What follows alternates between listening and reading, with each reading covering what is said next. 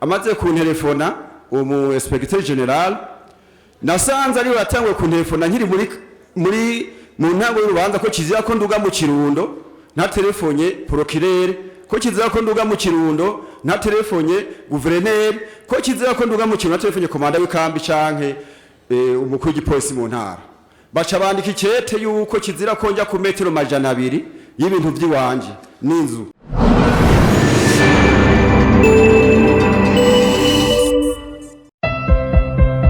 Avez-vous l'impression d'explorer le monde? Holy Travel and Job Connect Agency facilite et sécurise votre voyage. Agence de confiance basée à Bujumbura, avec des branches à Gitega et Roumongue, nous sommes spécialisés dans la vente de billets d'avion vers toutes les destinations, l'assistance complète pour l'obtention de visa de visite, et spécialement pour Dubaï, le permis de travail et le visa de travail. Votre projet commence ici. Confiez-nous vos ambitions, nous nous occupons du reste. Holy Travel and Job Connect Agency pour un monde sans frontières.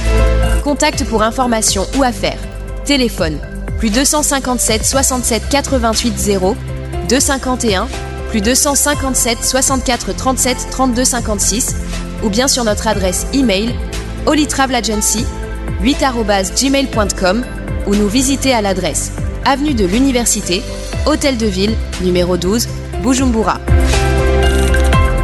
Kindege shikaniga harisho twashikiyemo groupe Misile tumaze kwiga nk'imisi 3 irenga umudamu wanje yantelefone ambwira ngo sinkira umugore wawe nakuviriye mu buzima ronderera ahandi aho je nari kuri aeroport muri DCA active mwico gihe yafashe ikamyo araza pakira ture materiel y'indani mane yamfashije ndubaka inzu nayo nubatse mbamo nini kandi nkwiye fisi ivyumba bishika nka 5 inzu y'imetero 15 zuburebure kuri nefu edimi nkashangira n'abapangayi 8 ndagira korotire hajya mu Kirundo je mvuka mu Kirundo muri commune Busoni hama nubatse ngaho abandi yasinzi nkaho kuri hotel mwico gihe ndavyumvishe na telefonye komanda groupe Misile mon colonel ndamubwira ati mon colonel je umugore yagiye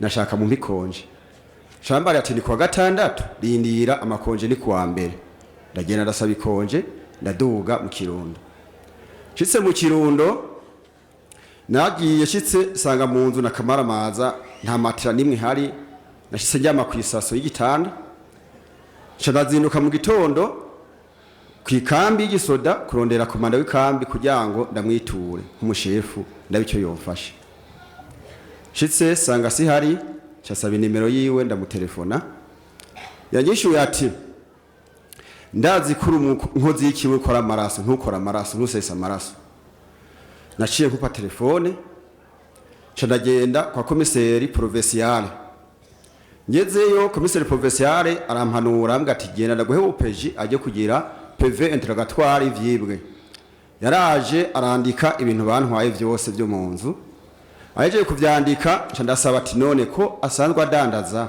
fisi duka nadandaza ngaha mu gisagara cya Kirundo jewe nkabashaka kurara hasi musabira matera aranzanira matera ndaryama maze kuryama agakoje gaheze bampaye convocation y'umunsi umwe yo mu sentare y'intango nitabe sentare y'intango ya Kirundo kandi umategeko twatuzi ko convocation baguha nk'imisi 8 n'imiburiburi ugategura ukajya kwitaba warose umwanya wo kwitaba urubanza ntivyatevye uwo munsi sinitavye kuko ikonje yari yaheze ariko mudatsiguye cyane uno munsi musabikinye n'icubahiro icyo nsaba nyine icubahiro kuva ico gihe kubera inyuma hariho umutegesi abiri inyuma colonel sinshaka kumuvuga izina yarakoresheje ingufu zose urubanza rw'iwanje muri sentare y'intango ngiye kuburana rutajya no mudonido ngo sabe ico gihe cy'inama y'umuryango baciye barushira mu ngiro bandika ko ansinze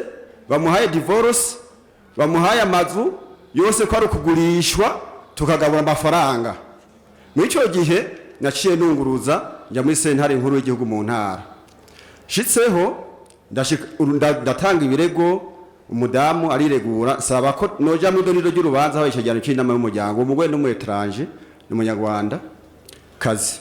Nico gihe nyitanga ibirego banyubirije ko mburana, ndavuga ati shobora kuburana hatabaye icegeranyo c'inama y'umuryango, ico ntigikunda. Byaradufashije bagira icegeranyo c'inama y'umuryango kibaye ubwo nyene bampaye convocation ari Kabonga. Tubwire uno munsi urubanza nayo rwunguruje ruja muri sentare ndayinyuzwa muri Gasambura Manza. Bararuciye inshanandika muri revision rugeze ku mushikiranganje w'ubutungane. Uri muri revision? Ego. Maze kujya muri revision. Ubu riko saba iki ubu? Icyo saba revision bayikora ni ngombwa cyane. Icyo saba muri revision naciye shikayo sanga umuntu bashizeyo yitwa Inspecteur General ya telefonye ndi mu Kabezi ti ejo mu gitondo nari na depoje ro 6 z'ukwezi kw'icumi tutararonka inimero y'urubanza. Umudamu yace banza guca itongo giwanje rya mbere inzu ziwanje bashaka ko impapuro zo kurigurisha insha ndasaba barabanza babihagarika. Amaze ku telefona umu Inspecteur General nasanze ari watangwe ku telefona nkiri mu ntango y'urubanza ko kizira ko nduga mu Kirundo nta telefonye procureur, ko kizira ko nduga mu Kirundo nta telefonye gouverneur, ko kizira ko nduga mu Kirundo nta telefonye komanda w'ikambi canke umukuru w'igipolisi mu ntara. Baca bandika ikete yuko kizira ko njya ku metero 200 y'ibintu by'iwanje n'inzu. Twumvikana umushikiranganje utungane urigera mushikeze ico kibazo. Namwandikiye aranansomera message ndabishima cyane uko naho nandikira abashefu benshi ntibashobora kunsomera na message aranyishura. None wumva birahera? Bo nayishimye kubivuga maze imyaka 3 mpanze mbibujumba nahungiye mu Kamenge nagiye mu Kirundo kuraba izo mpapuro ko bazimanuye. Polisi wo mu Kirundo procureur atara ujya bakuye yampamagara igipolisi haje abapolisi 12 harimo komiseri provincial bacaja kumfunga mu Gashu atana biedo ku cyari ikintu kinidanga cyo bakimfata nuko mpagaze mu itongo giwanje. Maze gufungwa icyankuyeyo inshansha muri association y'abariraye bariruka baragerageza bankuye mu Gashu saa moya z'ijoro komanda w'ikambi wo mu Kirundo arandibera Imana imwongera. Reka kurandira cyane ministre w'intwaro hagati ico kibazo kijanye no kuba mu Kirundo nagikurikiranira hagufi. Hanyuma ministre wa justice nawe ico kindi kijanye n'urubanza ntikiradadanuka mugabo babe bararaba ntagira ivyo nonekara. Murakoze cyane kuko nasaba ko atungurishije inzu nizo vise ko ngira mpasi yone sinzoshinja mwibarabara ndiko ndasaza. Turi abantu bagwana igihugu. Itegeko itariki 18 Desembre muri 2021 niho mwemeza itegeko rishaka kudukurikirana canye rigenga umuntu yahoze ku rugamba. Itariki 22 z'ukwa gatanu vuga ningoga icyo ushaka gushikako utarinze guca hirya no. Murakoze cyane. Icyo ushaka gushikako niki? Kuva iryo tegeko musinya bitugenga icyo risaba kubamugari ku rugamba nicyo twemerewe ngabiri mwe biranditse ku itegeko. Mugabo kujyana n'isaha turamenya mbega ryaragiye mu ngiro canye niraja mu ngiro. Je ndazi yuko ryaragiye mu ngiro ahubwo muri mwebwe hari ababona yuko bidashoboka baranka kwiyandikisha. Murazi ko nari nabivuze nti hari habase kwiyandikisha none babonye ikivuyemwo niho bataye kuvuga ngo twe twarenganijwe. Nico gihe rero twavuze tuti rero nugusubira kurondera mu mahera y'igihugu kugira turabe ko nabo abo batashikiriwe bashikirwa mugabo urazi wewe nyene urabizi ko ari abashikiriwe. Ndabizi ko ashikiriye ko amukuru gikumbare kansende bagoye. No kuvuga muri itegeko niravuga ko ibyo kuronka ibifungurwa n'ibindi. Mugabo byo ndibaza ko ikintu kijaye n'ifungurwa kata muntu numwe maze ku rugamba yovuga ko cyane nk'abantu batagira amahirwe kwa mu masite yovuga ati namaze kubona ikiro cy'ibiharage canke ikiro c'umuceri. Hanyuma ikira kabiri noca saba twasifuza yuko nyakuba mushikiranganje atujejwe ko dukoresha amanama akatugende twebwe abamugari ku rugamba tukagira bazo tumubaza murakoze. Mbereza ibyo uri kuravuga byavunjijwe mu mahera barose amahera ngaho ntarya ziri mu hajya. Murakoze. Ntarya ziri mu hajya. Ndakivuga cyane murakoze nyakuba.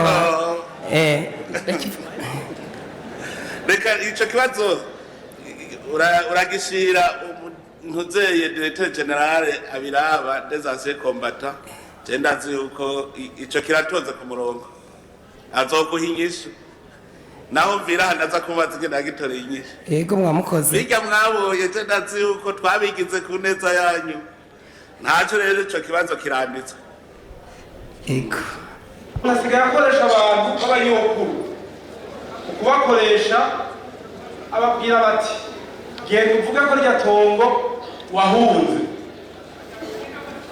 nk'ubafise abantu batanu akoresha b'abakecuru abandi b'abatanu bagenda bavuga yuko muri sentare igihanga bahunze uwo muntu agaca ababwira ati nzobafasha uraza guhagarara ngaho mu butungane gusa akamaramaza ni sentare y'igihanga icakira umuntu avuga ko ari impunzi uwo Justin mu kubikora agaca akorana n'umucamanza bita Ngendakumana Emmanuel Trobert uwo mushinga umucamanza bari yaranja yuko iyo dosiye y'urubanza igiye mu butungane igihanga aca yiherezo yitwa Emmanuel Trobert bena president bakabije inama uwo Trobert nagenda babwiye yuko yigeze gukurwa mu kazi ka leta aramara imyaka 3 yarakuwe mu kazi mugubu ni umucamanza uterero bikora gute ubu afise aba bantu akavuga ati wowe genda uvuye hajya ko mwahunze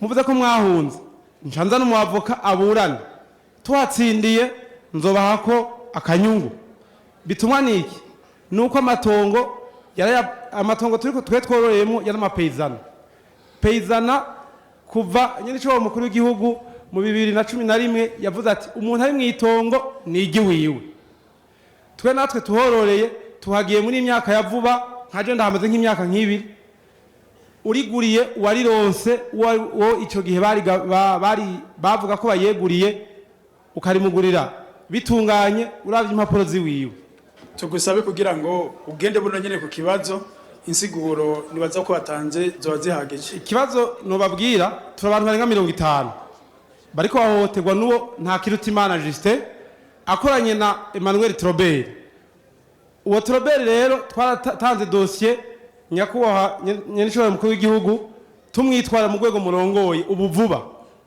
tuvuga tuti ikibazo cyo ni cigwe n'ingoga kuko aragisibije igihanga uwundi mvuga mu izina n'umuyobozi mukuru wa Kojerko nawe nyene afise uruhara kugufasha ayo manyanga ari karaba kugira ngo twomege mu aya matongo uwo muyobozi yatanze amakete 3 yishura ku kibazo kimwe adasa ayo makete ndayafise ikibazo ca mbere yishuye bavuga ati uwo muntu ntiyabayeho inyishu ya kabiri ati yarabayeho inyishu ya gatatu yaciye avuga ati tugiye kubavuga ati mwe wowe kwishura ikibazo kimwe bavuga ati uwo muntu yarabayeho aho wishura inyishu zibiri gute yaciye yandika ngo twamubonye yanditse mu mfunyapfunyo uyumvire umuntu yishura ikete mu administratif ko yabonye umuntu yanditse mu mfunyapfunyo y'ikintu canditswe ngo le 7/1972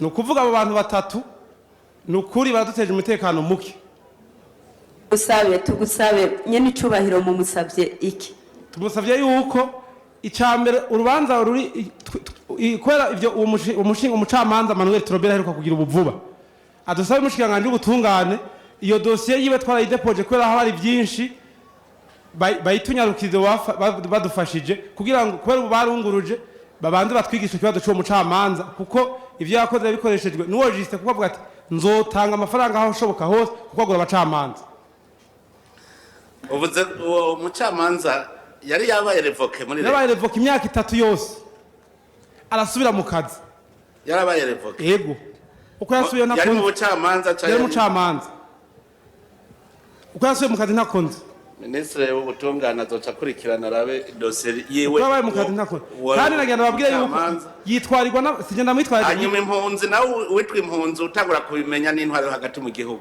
murakoze nabo nyene mwocamo aba bavango ni impunzi intwaro yo hagati mu gihugu muce mugenda murabe koko ko bavango ni impunzi ko ari impunzi ukuri guce kumenyekana bicayimenyekana ingene abijera hanyuma ibyo mu manza navyo no kugira ngo binyaruke nyene kuko twari dukeneye ko imanza zonyaruka n'ingoga ubushikanganje ubutungane kizima yavyumvise